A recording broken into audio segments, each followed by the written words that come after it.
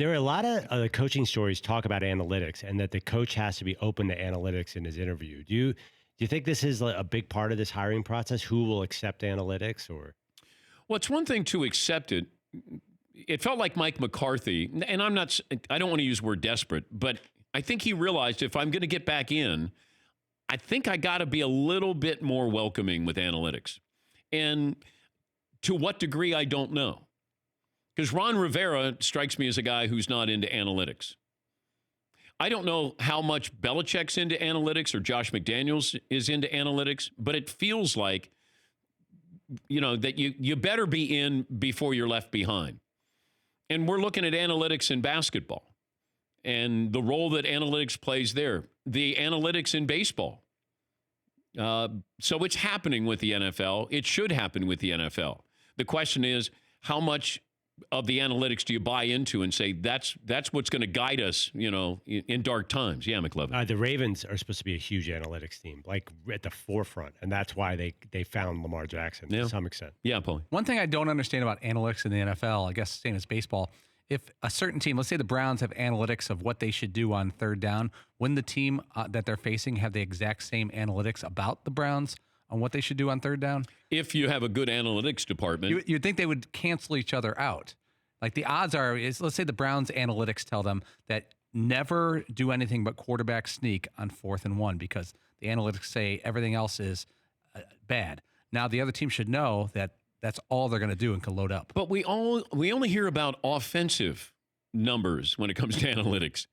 It's rare. I think you find defensive analytics in baseball, but you find offensive numbers for basketball with analytics, and with football, it seems like it's offensive minded. Yeah, Todd. You also have to have the players to pull it off. It's one thing to say that it says you should go for it on 4th and 2, but it's not that simple. Maybe you don't have the players that can get it on 4th and 2 like some other teams. You can't just punch it into a computer. There's like so many other things involved in the stats of it. Yes, Seton. My favorite part is bad stats. Like tackles are a bad stat. Like, but you can't go by tackles. According to McLovin. I love that. That's the best. The more tackles you have, it means the other team has the ball more. You have more offensive snaps. So if you have 100 tackles, that means the other team got every first down and you kept tackling.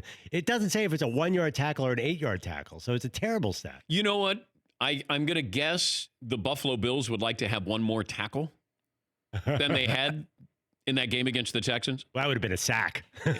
Well, still, you have to tackle somebody to sack them. Right, yes. but it's a cumulative number. The bad teams have the most tackles. Yes. But doesn't it mean that your offense stinks? So that your offense is keeping the defense on the field more? Like, it doesn't kind of work both ways? A team with a lot of tackles, their defense has a lot of tackles, means they actually have a bad offense, not a bad defense. McLovin? Well, it could, but if your defense is bad too and you keep on letting up first downs, like if your guy gets a first down, like what came first? Yeah. The team that has all the tackles or the team that has a bad offense?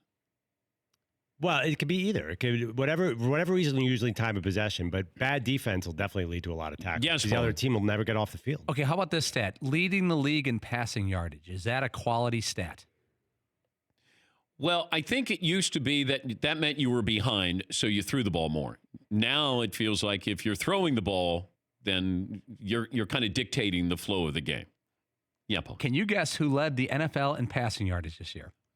Jameis Winston and my Tampa Bay Buccaneers. Jameis Winston had 5,100 yards. Hell yes. 2,500 to one team, 2,500 to another. Paul, no offense. Yes, Seton.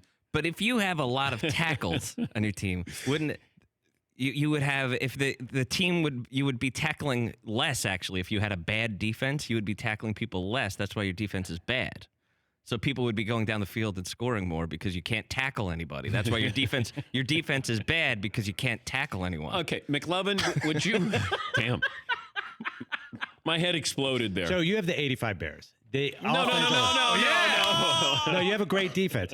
The other offense gets 3 snaps. You have the Cincinnati Bengals, the worst defense in history. The other team per drive gets 14 plays. The Saints would go like 14 plays. So the bad defense is let 14 plays a drive. The good defense is so let 3 a lot of plays. Tackles is bad. Yeah, you don't want a lot of tackles. Okay, give me the defensive analytics that are important. Well, it's all efficiency. Like how much are you shutting down the other offense? Like how quickly are you getting them off the field? So third down conversion.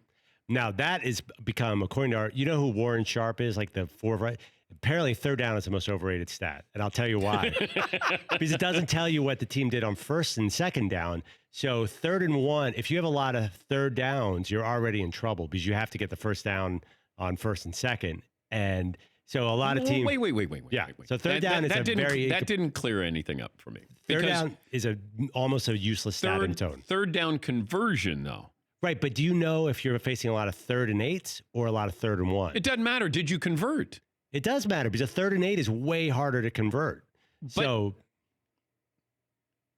if you don't convert, then the drive ends.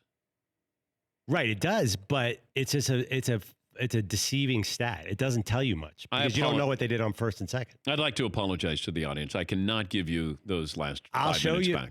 For more Dan Patrick Show, tune into Audience Channel 239 on DirecTV. Stream for free on BR Live or download the Dan Patrick Show app.